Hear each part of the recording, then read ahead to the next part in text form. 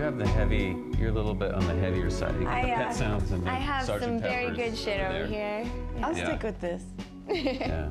And these records come all of a sudden like an avalanche, and there's nothing like them before. Yeah, one of my favorite things about all these bands is that they're, in a sense, they're sort of supergroups. You know, they have multiple lead singers, they have multiple songwriters. But I think the beauty of all this is how they came together and brought the best of that they had for something. You just get something completely remarkable and unique when it's a combination or collaborative that you just can't do. That era begins with this collective idea of these musicians and this creative force coming together to make something bigger, and then the era ends when it becomes more about the individual, searching their own life and their own path, and you get all these groups breaking up. Laurel Canyon became this heavenly place. To be that close to the Sunset Strip, and yet you had to feel that you were in the country. It's beautiful. Everything turn, turn, turn. There is a season, turn, turn. Laurel Canyon, it's like an open ticket to a studio, to a record, to everything. That's an incredible environment for a musician to be in. I fell in love with it.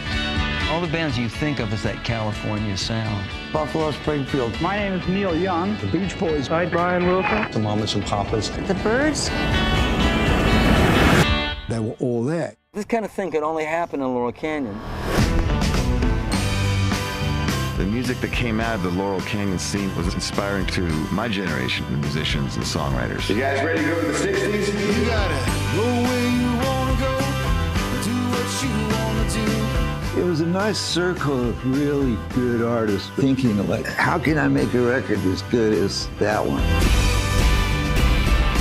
We're all listening to each other's records. You can see the cross-pollination. The Beach Boys were said to be responsible for Sgt. Pepper. They're just the best. Imagine a band influencing the Beatles. Everyone was writing together. You'd go over to someone's house and you always brought your guitar. People would just knock on the door and go, hey, listen to this. Brian lived right down the street from us. The whole living room was full of sand. She said, I know it's crazy, but he's writing some great songs.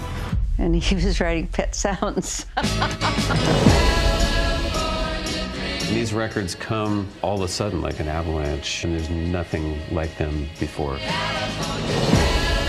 Music happens at a particular moment in time, and it changes everything going forward. The power of music is undeniable. I truly believe it can change the world.